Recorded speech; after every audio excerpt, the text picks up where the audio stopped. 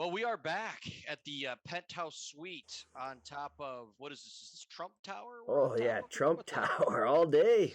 All right.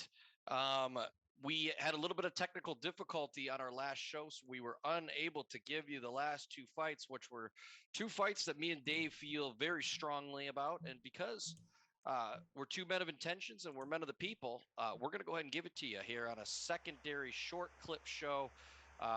Only two fights will be discussed. And I'm going to pass it over to you because I know this is one of your favorites coming out of our favorite camp in Oh Team yeah, Alpha Male. Team Who Alpha do you Male. got here? We have Song Yadong coming in. I'll give the line here at negative 135 versus Julio Arce coming in at plus 110. Oh man, Dave, tell the people what you were thinking here. yo, Julio Arce, Acre baby. I like him a lot. He just seems a little bit too one dimensional to me. It looks like he's a little bit boxing heavy. Song Yadong, like you said, man, our favorite camp right now is Alpha Male. They've been cashing tickets for us almost nonstop. I can only think of one loss recently, and that was Cynthia Calvillo against Jessica Andrade. But besides that, man, this team has been just killing it. No And shame in that loss either. oh yeah, obviously. I mean, she is just a monster. That Andrade is. And that OnlyFans action didn't take anything off her training, it seems like. So, Sonya Dog, man, young dude, a lot of potential. Maybe one of the guys that's going to bring a championship to Team Alpha Male. I think he's like 23 years old. Just a huge, bright future ahead of him. And you're getting this line, and it looks like it's moving away from him, which is weird to me. But, I mean, minus 135, that's a huge bet. 3-4 unit kind of bet I'm going to be putting on Song Young Dong. What do you think? Works for me, man. And the thing is, you mentioned he's 23 years old, but don't let that age fool you. This guy has Octagon experience right now, and he's doing some really big things. The way I see the fight coming out is Song Yadong's going to take that first leg, that lead leg out right away, and then from there, you know what happens when you're missing the lead leg. I mean, he laces those, and to me, and you hear Joe Rogan talking about it all the time now. That is such a tool to have in your tool belt. That leg kick that menacing leg kick, and even if you don't take it out, you make people change up their game plan. You know what I mean? You got to keep it back, and you're going to take the striking out. You're off balance. Things aren't going to be swimming in the pool. But I think with the line movement, what did you say? It opened up at like negative 160. Yeah, 160. I'm seeing it. Yep. That's a hammer for me. This is an individual bet. Song Yadong will go in parlays. He's a great DraftKings pick. The one thing you always know too, he's willing to go the distance. Anybody that comes out of Team Alpha Male, their gas tanks are just impeccable. People that fight for the ticket. So I'm really liking that pick, and this is a 100% bet for me. I already have the bet as well at the negative 135 line, may I add. So nice. Very good stuff. Yeah, I might wait a little bit, see if it goes down anymore. I don't think it's going to go any higher until fight night, so I might wait a little bit on that one. Now, we got the main dish. We have Max Holloway versus Yair Rodriguez. Yair Rodriguez. There's a lot of the books are lining this a little bit differently. I know I looked at Fox. I placed a bet. I did a free roll on him on Fox. They only had him at plus 350. Right now I think he's sitting at like plus 460 to plus 500, depending on where you're looking. And me and Dave, we even were texting like, is he hurt? Is there something that we're missing? I don't know. I don't know what it is. And the biggest thing, I'm going to talk more about Max Holloway here for a second. And Max Holloway, I want to kind of give you, he is 29 years old, but he's a very old 29. The man has taken nothing but damage. And let me just give you, this guy has been in nothing but 5-rounders, dating all the way back to when he fought. I mean, he fought for the belt. Let me give you how many times he's fought for the belt. July of 2020, December of 2019, July of 2019, April of 2019, December of 2018. Then he fought Aldo twice in 2017 for the belt. Anthony Pettis in 2016. You'd have to go all the way to June of 2016 when this guy wasn't in a 5-round brawl. I mean, if you ever watched Max Holloway fight, there's damage done in those fights. And for me, when you look at the most recent, he's lost 2 of his last 3. Now, listen, there's no shame in losing to Volkanovski. The guy's an absolute man-child. But he also just doesn't look vintage to me. It just looks like he's taken on too much. He's kind of not like he used to be. Maybe not as clean, maybe not as flexible, maybe not as driven. When you've had that many title bouts, you might not. You've made your money. Now it's just about the cash and checks. And I don't want to say that about Max because I know the man has heart, but I just don't think the body is there to justify, in some cases, a negative 710 line. That's the thing. The line tells everything that you need to know. Now, Yari, he's been one of my favorites from the start, right from the time I first saw him fight when he beat the shit out of BJ Penn. Now, was it a shell of BJ Penn's old self? Absolutely it was. But the guy is extremely dangerous. You watch his last fight with Jeremy Stevens. Jeremy Stevens is a tough son of a bitch. No questions asked. He kicked him in the abdomen and basically put him on his ass. And by basically he did. You know what I mean? Right. Everything this guy throws, and he's flashy, but this is his game, and he's damaging, and he's very good at doing it. I would say, line aside, I would be picking Yari anyway. I would say this should be, if anything, if you're going to give Max the edge, maybe a negative 110, 115, maybe like we just saw with the Song Yadong line. But Really? it's negative 710. I've been waiting for something like this. Now, I could be wrong. Vegas is Vegas for a reason, as you can see this penthouse that we're sitting in.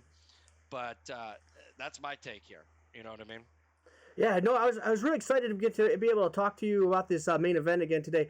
I was just kind of thinking, why are people tuning in and watching this? I think they like the relationship where I'm kind of like looking at these fights. I'm looking at the intangibles. I'm trying to get an angle. I'm a little bit conspiracy theory kind of guy when it comes to these fights. And I think you're more like the stats guy. You're coming with the information that's really relevant and actually factual. And I think that's why they kind of like both of our takes on these things. And, I was looking into a lot of different angles on this one. So I'm going to start with Max. I mean, huge favorite. I'm trying to think of what is making this line like that. These past performances like you went on. I mean, you were saying he's kind of the kind of guy that's been in the ring for 6 hours straight. He's the 9th ranked overall time in the Octagon so far. So what's making him this huge favorite? So it's his boxing, obviously. He's called the best boxer in MMA. He put on an absolute clinic his last match out there. And so I started doing a little digging on him, man. Max Holloway actually withdrew from this fight in the summer with an undisclosed injury. He kind of touched on this injury a little bit in the press conference that he did on Wednesday, but he still really didn't say much about it. Kind of touched on it, and then also in this press conference, he kept on kind of like hinting at something bigger that's going to be coming on. And, the typical Max Holloway weight cut. I.e. Conor McGregor. Exactly.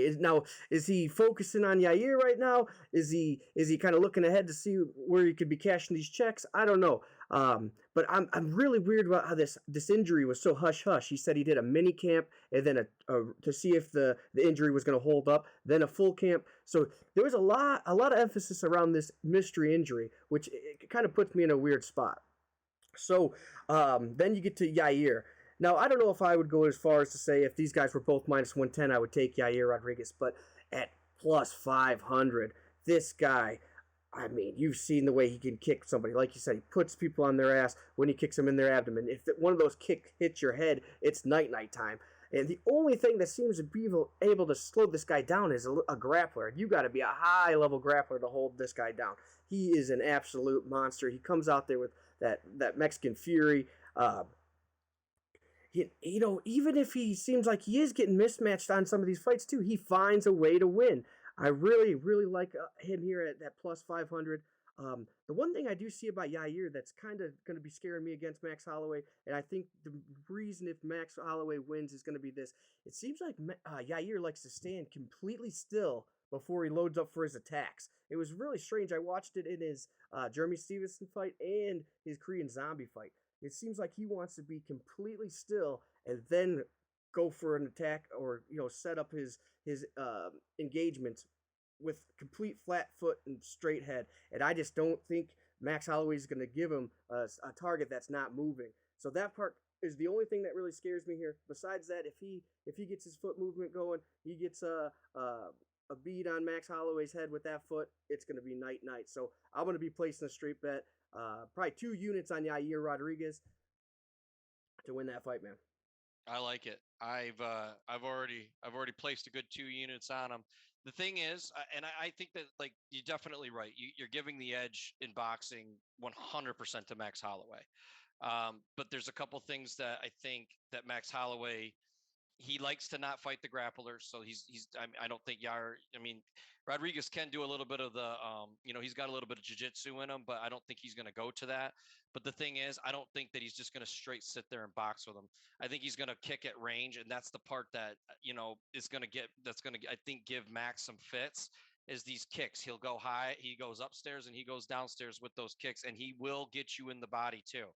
And because of that, I think Max, if he thinks he's just going to come in there and just let's just go, fisticuffs with the ouncers with this guy, I think that Rodriguez is a little bit smarter than that, and I think that's going to be the interesting take here. Now, if he isn't, then I'm in trouble. We're going to lose some units on this one. But again, Max just doesn't look like vintage Max to me.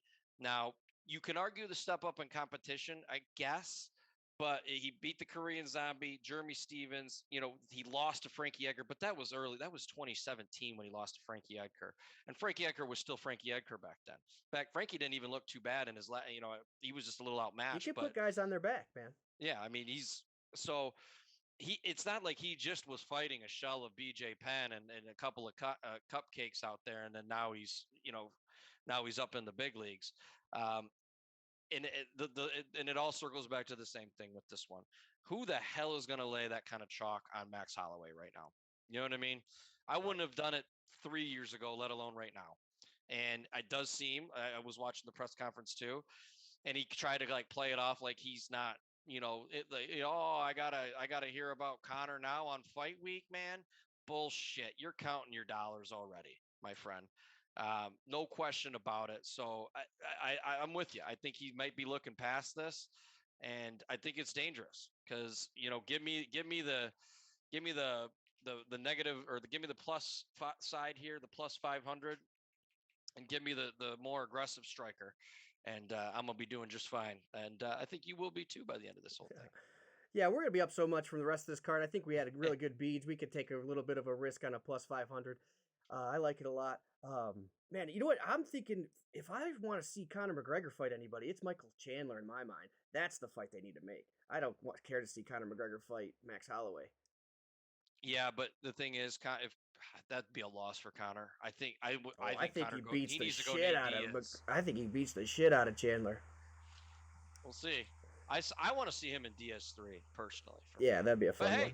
That's a good comment option there. Who do you think Conor is? Because one thing I do agree with you on is I don't want to see him and Max go at it. I think that would be rather boring. And Max isn't like big into the shit talking. He's just kind of a chill dude. I think him and Diaz would be just everything around it would be good. But I don't know. Conor's kind of one of those guys to me. I just don't think he's got the it factor anymore either.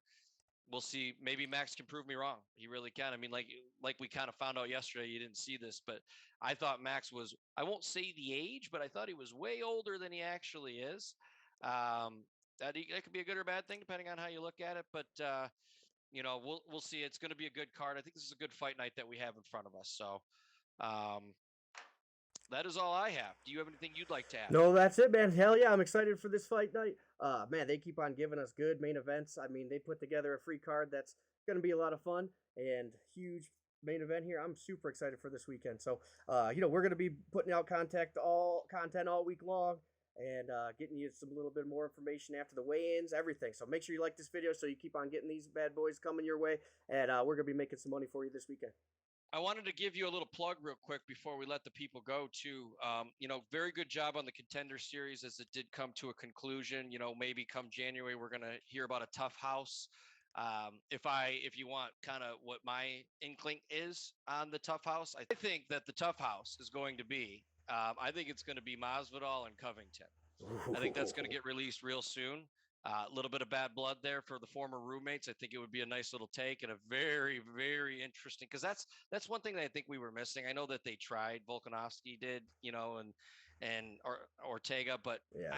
It wasn't a rivalry to me. Great fight. It ended up being a great fight, but not a rivalry. I don't even know how they're going to get those two guys in the same room without there being fireworks. So I'd be really excited for that I lineup. hope Dana White puts that one together. I think Covington would definitely love to do it. He's already, been chirping at Masvidal in the post fight. So we'll see what happens with it. But you did a good job. Pay attention upcoming here. The next pay-per-view that the UFC should be dynamite just as much. If you haven't got a chance to see the main card for that one, holy shit, are we in for another treat? That is all we have, though, folks. Please like, subscribe. It's free, right? For free. For free. See you out there, folks.